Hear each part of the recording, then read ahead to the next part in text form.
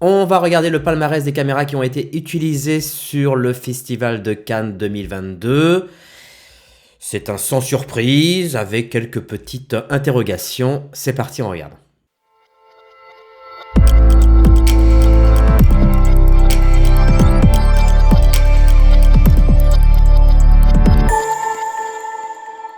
YM Magazine, Cinéma Magazine, toujours le même, hein, j'aime beaucoup ce blog qui fait un article sur le Festival de Cannes, sur les caméras qui ont été utilisées sur 49 films. Quand même, c'est pas rien. De quoi établir des statistiques sur le choix préféré de nos amis et confrères chefs opérateurs.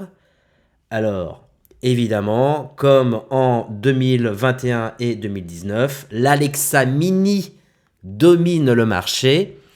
Ce petit cube de chez Harry, alors, il précise Mini, hein, pas la LF. Mini. Alors, ce qu'il faut savoir aussi, c'est que Covid oblige, c'est que les films qui sont apparus à Cannes, là, en 2022, ont parfois certains ont été tournés avant le confinement. Enfin bon, parfois pas tous, hein, mais voilà, il peut y avoir un grand décalage, ce qui fait que ça représente pas forcément l'état actuel du marché. Et d'ailleurs, on va le voir. Mais effectivement, l'Alexa Mini domine depuis de nombreuses années. C'est la caméra phare pour le cinéma.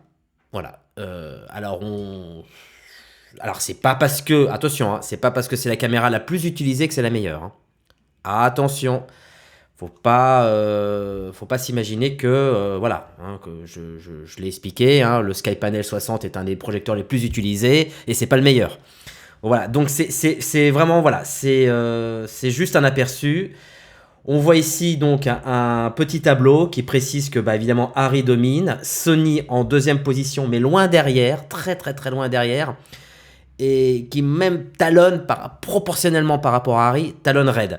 Alors, si on doit refaire ce tableau l'année prochaine, j'ai l'intime conviction que Harry et Sony, c'est kiff-kiff, hein. Et puis Red, d'ailleurs, voilà. D'ailleurs, c'est que les tocards, hein, qui utilisent des Reds, hein. C'est que des chefs-op tocards qui utilisent des Reds.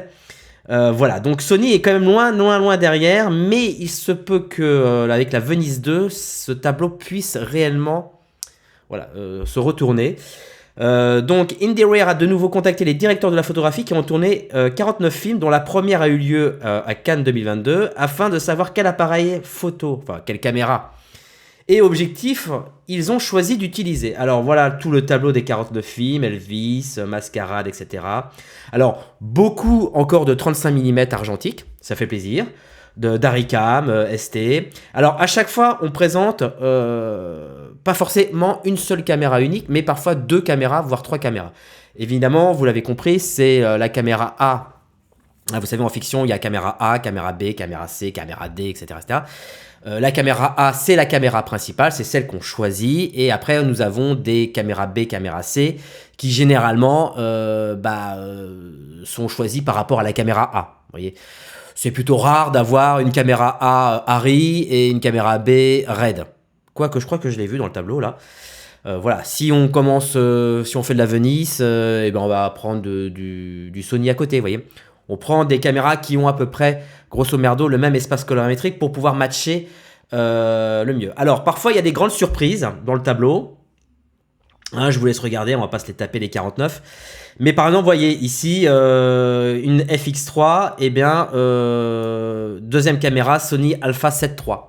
Alors, ça peut être une caméra, généralement, quand c'est comme ça, c'est effectivement, on a une caméra principale qui est assez, voilà, qui ressemble à un arbre de Noël, hein, qui est assez volumineux et tout, qui est la caméra principale. Et puis parfois, on a besoin de petites caméras qui permettent, je sais pas moi, soit de faire des cascades, soit de pouvoir être aussi une crash cam, hein, c'est-à-dire une caméra qui est malheureusement destinée à mourir sur scène, à s'éclater sur scène, ou des caméras où on ne veut pas prendre de risques, ou des caméras voilà, qu'on a besoin de légèreté et que la caméra principale ne peut pas forcément répondre à cette demande. Donc, ah putain, il y en a carrément un, il a tourné en Bolex 16 mm. Yes. Bah, quelle grande diversité, hein, ça fait plaisir. L'Alexa Mini domine, hein, ça n'arrête pas. Alors là, voici un tableau. Alors, ce tableau, attention, hein, il n'est pas très représentatif. On a ici donc l'Alexa Mini, la Mini LF qui arrive derrière. Alors c'est marrant parce que je crois qu'ils ont mis un dessin d'une Alexa Mini pour Mini LF. Bref, qui est derrière. Mais alors attention, parce qu'encore une fois, c'était il y a quelques années. Donc aujourd'hui, je pense que la Mini LF est une caméra qui a pas mal repris. On a la Ricam, donc cette caméra 35, superbe caméra. Hein. Franchement, qu'est-ce que c'est vraiment une beauté cette caméra. On retrouve le Sony A7S III. Alors, donc vous l'avez compris, c'est une caméra B. Et aussi de chez Red, la Komodo. C'est vrai que lorsqu'on tourne en RAID avec une Monstro, par exemple, bah, une petite Komodo, c'est pas mal, hein, notamment. Là, j'en ai une là, de mon dernier tournage sur le Visiteur du Futur. Une photo où j'ai la Monstro d'un côté et à côté, ici, vous voyez, la petite Komodo en version épaule avec 2 poignées de chaque côté, vous voyez, et une petite série Zeiss. Vous voyez, on a carrément matché de la série Zeiss avec les optiques anamorphiques. Voilà, c'est pour la petite histoire, c'est effectivement la caméra. Alors, c'était pas la caméra B, c'était la caméra C parce qu'il y avait parfois 2 Monstros. Donc, c'était la petite caméra C qui permettait donc de faire les cascades. Donc voilà, donc c'est souvent ces caméras-là, les Komodo, qui se retrouvent en deuxième caméra pour, par exemple, quand on tourne en Monstro. Voilà. Alors, comme ils disent, c'est incroyable de relever comme l'Arri Alexa Mini remporte ce palmarès encore et toujours et font confiance. Donc, les cinéastes font confiance à cette caméra. En même temps, j'ai envie de vous dire que sur les étagères des loueurs, il n'y a que ça. Donc, c'est sûr que ça incite à prendre ce genre de caméra. Et puis comme les opérateurs ont tendance pas souvent à prendre énormément de risques, hein, donc on va prendre toujours celui qui est toujours le plus dominant. Voilà, donc quand même, ce qui est intéressant, c'est que de nombreux chefs-op préfèrent encore le look du Super 35. C'est peut-être pour ça que Harry est revenu sur le Super 35, voyant que la LF prenait pas forcément, je sais pas, c'est encore une opinion, une hypothèse. Et il préfère laisser donc le grand capteur plutôt à la belle image photographique. Et ensuite, à relever que le succès en argentique est la Ricam. Alors, c'est marrant parce que ça pouvait être aussi de la Panavision, des Millennium, des caméras Millennium de chez Panavision. Mais bon, voilà. Et découverte que le Sony Alpha 7 est un leader sans miroir parmi la liste des caméras de Cannes, bien que l'Alpha 7 n'ait pas été utilisé comme appareil photo principal. Hein. C'est ça, attention, il ne faut pas s'imaginer que d'un seul coup on fait du film avec.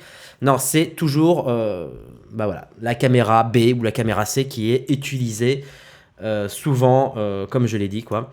Et ensuite la Komodo et qui est forcément aussi utilisée, notamment si on veut tourner en Monstro.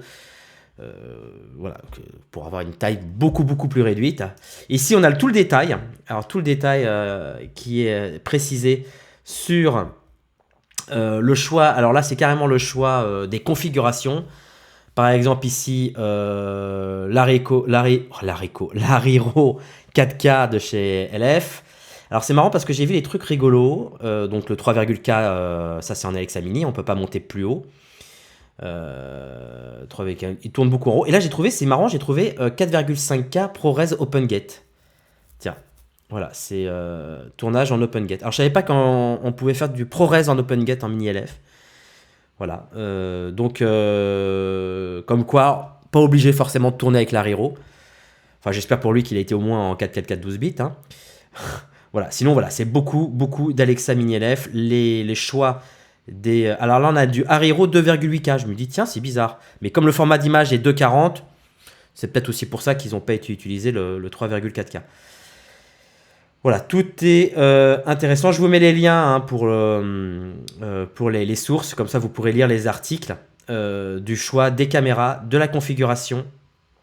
Ça c'est beau ça, c'est super beau ça. Ça c'est beau, hein. 4,5 ça et 2,8K Ariro 2,35. Et les Vantage Mini Hawk, super beau. Voilà, les configurations. Ah voilà, j'ai vu un peu la bande-annonce de ce... ah non, pas de celui-là, d'un autre. Ah oui, non, de Tori et Lokita. J'ai vu, putain, c'est un peu dégueulasse. L'image est un peu dégueulasse. Hein. Ça fait vraiment reportage télé. Je sais pas, j'ai pas trouvé ça génial, super beau. Voilà, c'est des configurations ultra légères de Komodo. Alors dites-moi dans les commentaires, qu'est-ce qui vous intéresserait si éventuellement vous aviez un budget illimité pour choisir la caméra de cinéma pour tourner votre premier film. J'attends vos commentaires. Merci, likez la vidéo si elle vous a plu, partagez-la et je vous dis à très vite. Ciao.